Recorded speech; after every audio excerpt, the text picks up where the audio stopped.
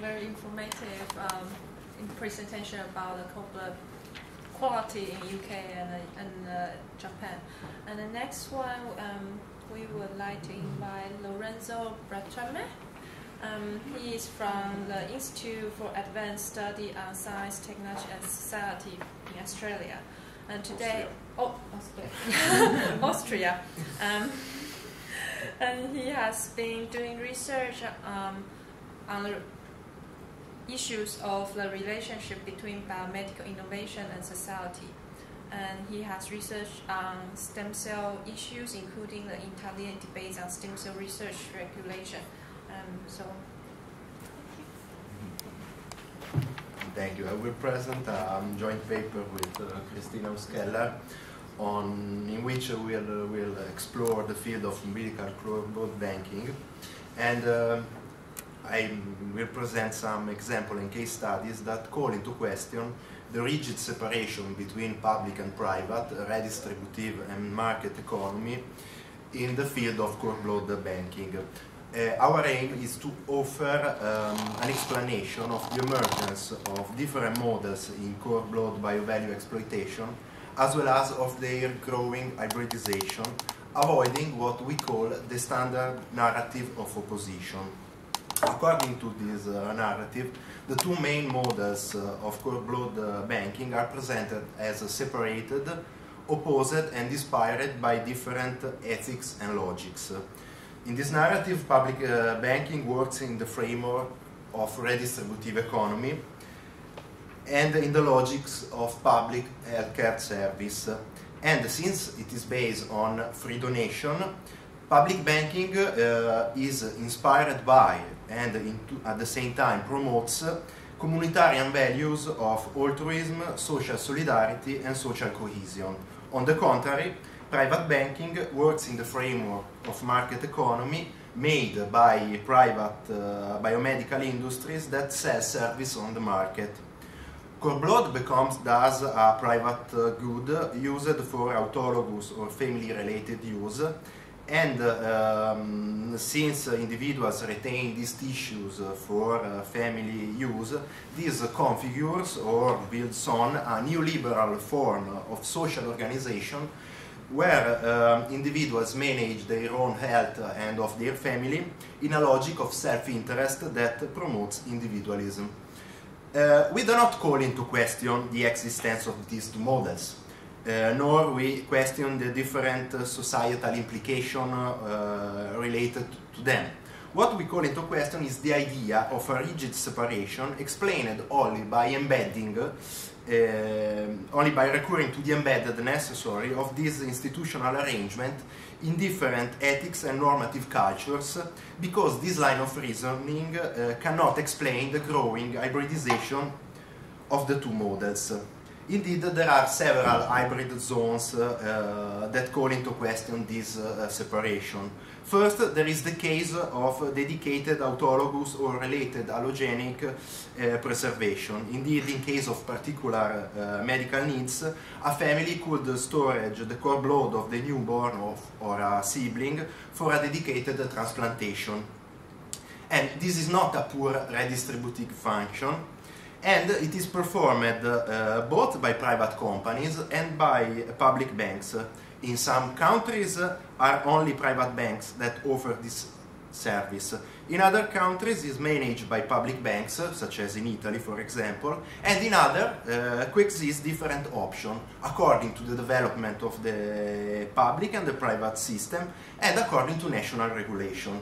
But of course the most known hybrid zone is represented by the so-called hybrid banking models. And here we find private banks that manage donation programs in parallel with the public system. We find also private banks that perform public function. This is the case of Austria, where the supply of cord blood units for national transplantation and for the international exchange is performed by a private company through its donation program. And there are also public banks that offer a private storage option to generate income for supplementing public funding. So this example invites us to think that the public and the private sector are not disappearing in a melting pot. But we have to rethink the narrative of opposition and the idea that the whole field of core blood bioeconomy is structured into separated institutional arrangements embedded in different ethics and social values. So we would suggest that it is the same functioning of the core blood banking that produce different configuration of core blood bio-value exploitation and accounts both for differences and hybridizations. We base our argument on three notions. First, the concept of entanglement developed by Calonne, in which an entity can circulate only if entangled in a network of relation. And the Calonne notion of network includes not only human actors, as in the classical notion of embeddedness developed in economic sociology. But this network is made also by object, technologies, standards, regulation, professional organization, governing bodies, and so on. And the circulation of a good in a regime of redistribution or in a market transaction, as well as its status as a public or a private good, relies on the formatting of this network, on the configuration of the relationship within a collective of entangled elements. And also the objectives, the interests and the will of involved individual, institutional and corporate actors are configured and reconfigured by this network of relation. Secondly, and accordingly, managing core blood for banking and transplantation implies the creation of platforms, in the sense of Keating and Cambrosio, that are configuration of scientific and clinical practice, techniques, instruments, biomaterials, norms and regulation. And finally, the third notion we adopt is that of bionetworking, which defines a form of connecting up key individuals involved in research and healthcare organization. And we thus define core blood as a process of networking and the network configuration. It is the network configuration that produces different models of core blood circulation and their hybridization. Indeed, each procedure involved in core blood banking implies an articulation of heterogeneous elements. Collection, for example, at birth interconnects with birthing practices and thus with different medical expertise and involve the use of technologies and biomaterials, and also processing and storage involves this articulation of expertise, technologies and so on. And all these operations are defined and regulated by regulatory agencies that set standards and regulation. And moreover, the main problem in core blood transplantation is the balance between different human leukocyte antigens phenotypes, since some phenotypes are rare and underrepresented. And given the differential and variable geographical distribution of these phenotypes, a way to optimize the supply is to internationally connect the core blood repositories through registries. But this implies not only the deployment of technologies, but also the harmonization of regulation and the development of standards and accreditation criteria. And this means professional organization, licensing authorities, and regulatory bodies. So we can now show how the functioning of this complex bionetwork can generate hybrid configuration. The first example, the global circulation of core blood samples need the existence of common standards and accreditation criteria. And regulation and standards are also used by public practitioners as a means to intercept the proliferation of private banks, to impose rigid standards for avoiding the adoption of scarce quality practices. But if we look at the list of core blood banks accredited by international organizations such as NetCoreFact, we find also private banks, and this is normal in the case of private banks managing donation programs, since accreditation are needed. But why there are also private banks offering only private storage? The reason is this, because accreditation offers a competitive advantage in the market. Indeed, given the common criticism to private banks of adopting scarce quality standards, accredited banks could exploit accreditation in market competition against non-accredited banks. In this sense, donation programs and accreditation becomes a means to gain a symbolic capital easily convertible in positional advantage. Our point is that the platform of accreditation created for the global redistributive economy of public banking, it could be used as a means for competitive advantage in the market. A second example is represented by the struggle of Eurocord, the professional organization of public practitioners in cord blood clinical application, against the patentability of cord blood. In 1996, a biotech company patented the cryopreserved cord blood and the techniques for preservation, and Eurocord challenged successfully this patent with the support of other biotech companies, private cord blood banks, and pharmaceutical companies. The aim of Eurocord was that of defending and affirming the status of cord blood as a public resource, as a non-patentable tissue. A patent, indeed, would have hampered the global redistributive economy of this public resource. But also private enterprises supported the challenges because a patent would have also hampered their business by increasing the price of private storage. And but it also have dropped the demand for biomaterials, technologies and drugs used in cord blood banking and clinical application with a damage for the complementary bioeconomy.